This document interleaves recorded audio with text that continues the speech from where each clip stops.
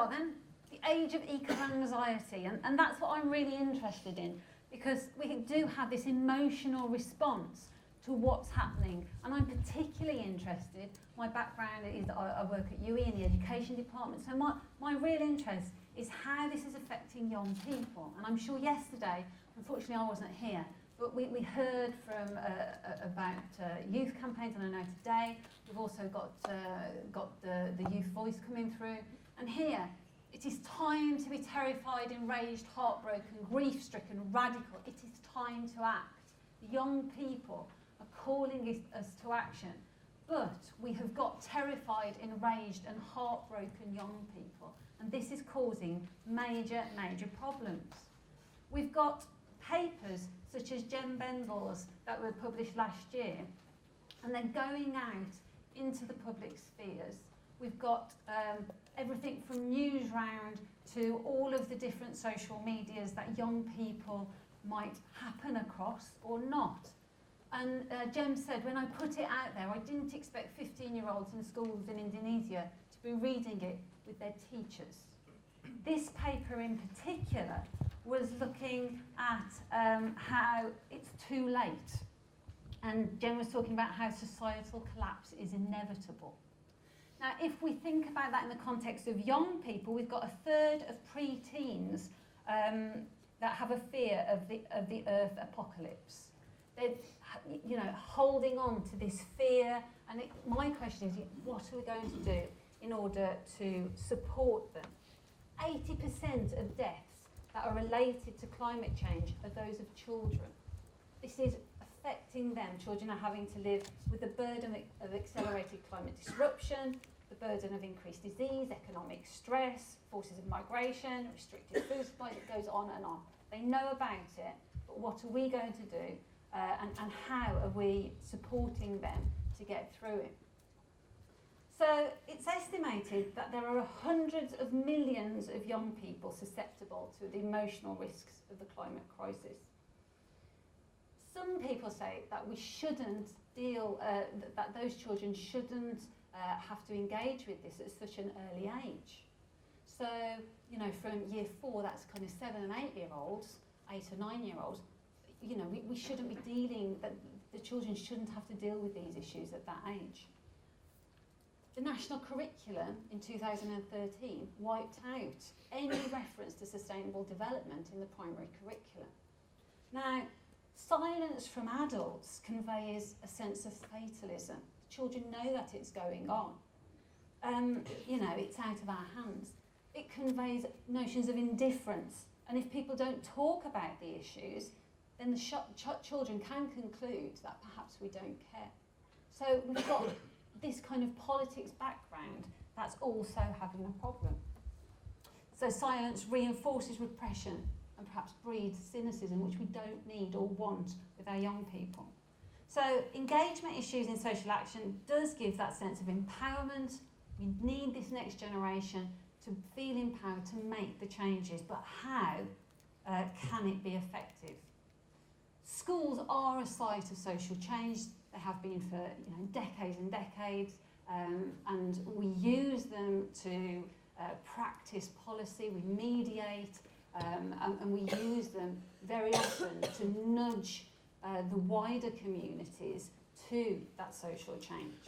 So let's think of the calls to action and what's happened in the last kind of 10, 20 years. So I'm going to just take 4 different examples very, very briefly. Back in 2004, the Travelling to School initiative was initiated by the government. £155 million for capital investment and staffing was given out. Every school in the country was hoped to engage with this, to shift mode of transport. Sustrans did a great and still do amazing work to work on this, but this particular initiative, the children did their bit, we collected the data, and then the government stood back, the initiative went off, we looked at the impact, and there was no significant change in car use. At the time there was, and then it didn't continue. We had architecture to nudge behaviour change, so cycle shelters were put in, wet weather waiting areas, but the change was not maintained. If we then look at the private sector, for example, we have Sainsbury's and the Waste Less Save More campaign. Now, this was based on consumer feedback that reduced household waste was a #1 priority. They had an aspirational aim to reduce food waste in Derbyshire and Swadlincote by 50% in 12 months. And while that wasn't terribly successful, they did widen it out. And I was involved in a project where some of the good practice that was going on in Swadlincote went out to the wider community. So I worked in Pembrokeshire in a series of schools over there, trying to increase waste minimisation. We had loads of people on board, there was a massive change, and after that 1 year, the money stopped. There was a change in the focus of Sainsbury's. They walked away from it, the funding collapsed, and looking back now on the impact of it, nobody uses those resources, the teachers have changed, and the impact has gone. So those children who at the time are thinking, yes, this is really important, they buy into it, and then it's not sustained. So those are two failing initiatives, perhaps, for longevity purposes. At the moment, I'm also working on 2 current projects. One is with Vexo. In September, this was launched. This is a food product that I've been working on with Bug Farm Foods, and it's an edible insect-based food that is available for schools. So we've done 2 years of research thinking about how we can change from meat-centred with its high carbon footprint to alternative foods. We go into schools, children are becoming more and more savvy to what are sustainable foods, and yet the cogs that are turning are so slow, we're not providing them with the access to the different foods and to these changes that are appropriate. But this is an ongoing issue. And finally, we've got Fashion Revolution, who are a massive international charity who work to provide more ethical and sustainable commodity chains in the fashion industry. Their mantra is really powerful. Be curious. Where does your clothes come from? Find out about it and then do something. Now, I think that's a powerful mantra for any organisation to take on if we want change to happen. But how much do we actually do? And is it enough? I was involved in creating an online course that saw over 8,000 people take part in a course thinking about who made their clothes. They explored their own clothes and the politics that are within the threads. They all made pledges to change something. But is that enough? How can we encourage a return to engagement within these issues, apart from perhaps a one-off or within a set time? And how can we protect people and inform their resilience? And I'll leave you that with those to think about. Thank you.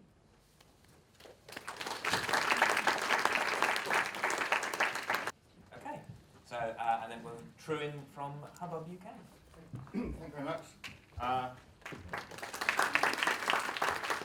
Clap at the beginning, you won't clap at the end.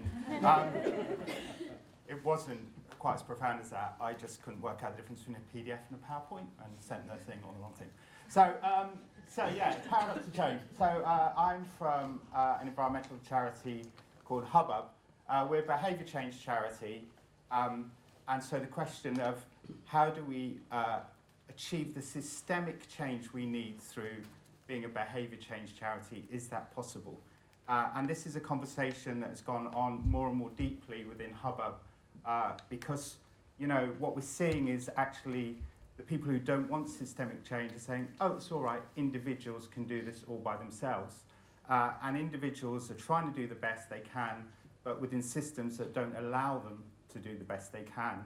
So individual change is crucially important, but on its own, it's not going to achieve the level of change that is required to address the climate crisis. We need individual change but more importantly, we need systemic change to make it as easy as possible for people to be environmentalists, whether they know it or not. So that is the thing that we're now grappling with as a behaviour change charity, is how can we use our engagement with people to create systemic change, and does that work? And really that's the sort of topic of this sort of little summary that I'm going to do. So just start with who we are. So we're an environment charity set up 5 years ago to encourage the mass of people to take action on environmental issues. So we don't talk about the environment, we talk about things that we think people are passionate about.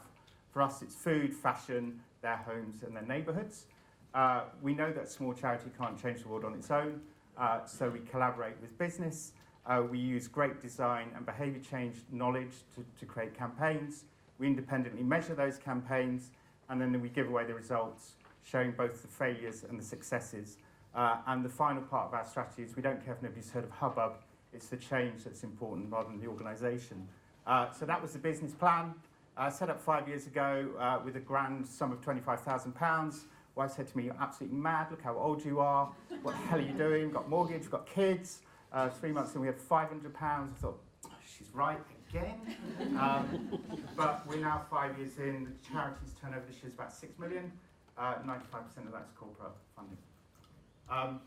So we have a very simple behaviour change model, which is, the first thing is that we demonstrate that people are willing to make changes in their lives, because what we know is that companies and governments won't change unless they think there's a consumer or a vote in what's going to happen.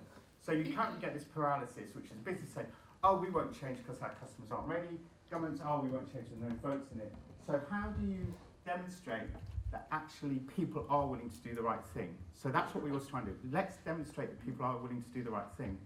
And then let's use that demonstration that people are willing to do the right thing to secure permission to create wider changes in society. And then let's use that to actually change the systems of provision, the systems that operate, so it's easy for everybody else to make those changes. And finally, let's underpin those changes with conversations about the wider sustainability issue, the climate emergency, and all of those other things. That is basically the model of change that we've now got to. And we never normally use systems diagrams because I don't really understand them. But this one I actually do sort of understand. I call it the two bananas. So basically, on this side, you've got people wanting to do the right thing, and there's many people want to do the right thing. They want to recycle, they want to reduce waste, they want to eat ethically, blah, blah, blah. And then over here, you have the rules and resources and systems of provision, which is basically everything that happens around you, which either makes it easy or difficult for you to do the right thing. And behaviour change campaigns tend to just operate over there. They actually don't think about here, whereas lobbying and policy change operates here without over there. So it's like, how do you interlink those two things? So here's an example. People care about the environment and their local area, so they want to reuse stuff, they want to change eating habits, they want to do more recycling. And then, well, what's stopping them? It's the recycling facilities, it's what restaurants are providing, it's all the marketing you see. So basically, all of this is driving that, and people who want to do the right thing are often struggling against this. So that's the model that we see operating. So how are we changing this in practice? So I just want to run through something we did. So we started about recycling. So we started with this ballot bin over here, the cigarette ballot bin, which we put up in one street in London. It's a voting cigarette bin. We asked who's the best football player in the world, is it Ronaldo or Messi? Basically, the bin proved really popular, it dropped cigarette littering, and it proved to the local authority that people do want to participate if you do it in a playful, fun, nudge way. Because we had that permission, we were then able to persuade the heart of London, the City of London, to introduce massive coffee cup bins in the heart of London, making it easy for people to recycle coffee cups, which we backed up with a massive advertising campaign. So from that one bin, we were able to put coffee cup recycling facilities into London, and we recycled 6 million coffee cups. Because of that, we persuaded Starbucks to start charging people an extra 5p for their disposable cups. So if they wanted a disposable cup, they charged 5p extra. They then gave that money to us. That gave us a resource which we could then use our permission to put more recycling facilities in place. So we then went to Leeds. We ran a campaign called Leeds by Example. There are now 180 recycling bins in the heart of Leeds. And that campaign is now being extended to Swansea, Edinburgh, and soon to be Dublin. And then we got a fund of just under £1 million, which we've now invested in coffee cup recycling schemes in 12 more cities around the UK. So that is how we started. We started with a simple behaviour change, got permission, proved it worked on a scale, persuaded a corporate to get involved, and used the investment to make it easier for everybody in those places to recycle. So that's how we link individual behaviour change to systems change. Can you do it with a company? So we work with IKEA. We ran a campaign called Le Gomme. We started off with a very small number of households, 300 households. The marketing department at IKEA wouldn't talk to us, like, you can't do this, nobody's interested in this, you can't give your customers permission to change. We gradually persuaded them to create a Le Gomme catalogue, highlighting all the environmental products that they do sell. We then started to run workshops in their stores, which proved on things like fermenting. That proved really popular. We then got to the stage that the marketing department, who wouldn't talk to us, in year 3, ran this marketing promotion, all the things you can do in your house at no cost to become more sustainable. It was their most successful ever marketing campaign. So they then, this works. It's growing our engagement with our customers. And they're now talking about changing their products to actually have a Le Gomme range. And they've taken the business idea globally. So again, that's a small campaign, but driven around to a company to create long-term change. So we thought, okay, we've done it with a company, we've done it with a local authority, let's get government. So it was all about microfibers in clothes. So clothing is one of the biggest sources of microplastics. So we wanted to create a coalition of organisations to bring this to the public attention. So we put in place massive washing machines, which we installed around the heart of London, saying, what's in your wash? It's microplastics, it's polluting the ocean. Got a huge amount of media coverage. So we thought, right, we're getting somewhere. The select committee on fast fashion then included microplastics report, saying, you've got to do something about this. They sent recommendations to government. Government rejected the law. So what do we do now? So we're now going to go back and think, okay, there's some select committee recommendations. That's what we're going to hook our behaviour change campaign on. That's how we're going to try and change the systems so that we stop microplastics ending in the water. So I think I was asking very quickly. I hope that shows how we as an organisation are trying to link individual behaviour change to wider systemic change, because you need both. Thank you. Up to have a bit of discussion. I just wanted to share as well, so we talked a lot about connecting systems with that kind of behaviour, that call to action to individuals. And I just wanted to share something that we've been working on as well with our partners around one of our other programmes. So when we're not running conferences, Natural History Consortium, we also put together a big public programme in Bristol and Bath and the wider West of England region called the Festival of Nature, which has been going as long as Communicate. Both started back in 2004.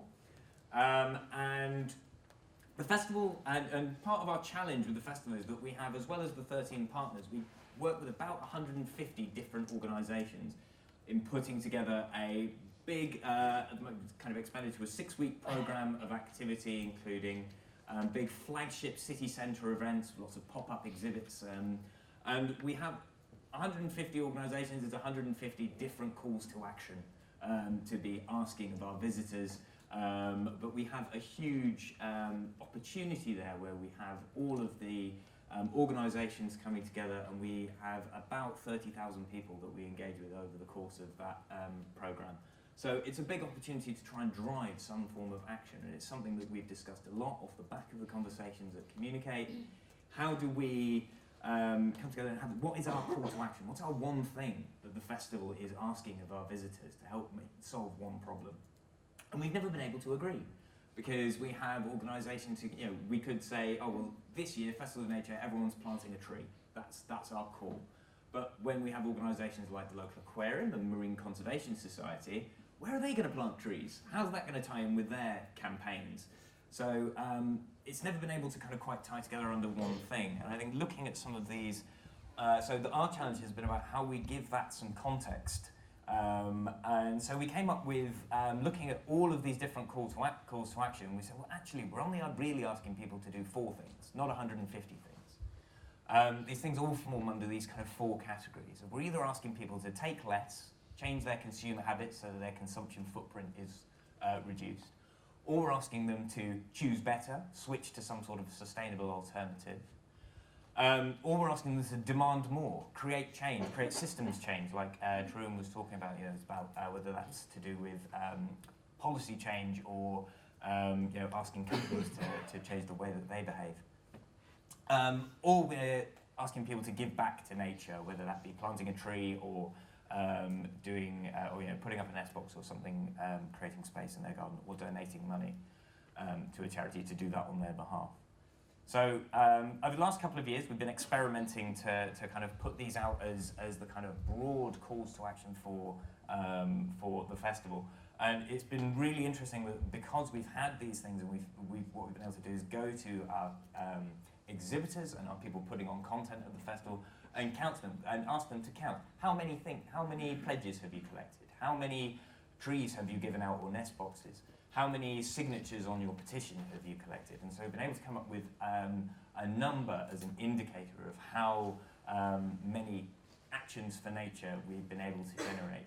And with 30,000 people, we've been roughly generating about 1.5 action per person with our visitors. Obviously that's kind of split unevenly amongst those people. So through the Festival of Nature programme, we're able to demonstrate this kind of, I think it's 65,000 actions for nature. And the challenge for us is that they're not necessarily equitable. How do you compare planting a tree with signing a petition?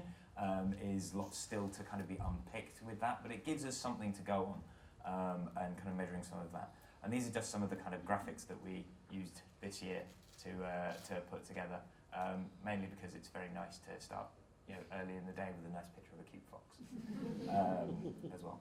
So that was, again, just looking at seeing how if people are able to tie in their one small action to the wider context of, okay, I'm planting a tree, but that means that I am giving back to nature, and then what's the next step? What's the follow-on? How do I give back to nature in other ways as well?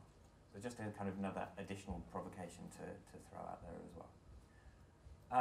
And then if I can welcome Tarun and Verity back to the stage, we can do a bit of Q&A. Again, if you remember that we are live streaming downstairs, so do wait for George or Rachel to get you with a microphone as well. I can't actually see anyone with that.